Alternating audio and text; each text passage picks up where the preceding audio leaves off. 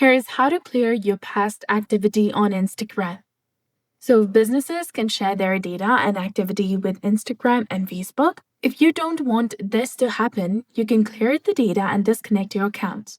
And here's how to clear your activity. First, go to your profile by tapping on your profile picture icon in the bottom right corner of your screen. Now you need to tap on the three lines in the top right corner to go to your account center. In the top, tap on Account Center under your account section, and then you'll be taken to this kind of interface where you need to go ahead and tap on your information and permissions, that is between connected experiences and ad preferences. Once you're in this section, you need to again go ahead and tap on Activity of Meta Technologies. To clear your activity, tap on Clear Previous Activity, which is between Disconnect and Manage. And then tap on Clear again to confirm. It will say cleared when the process is complete.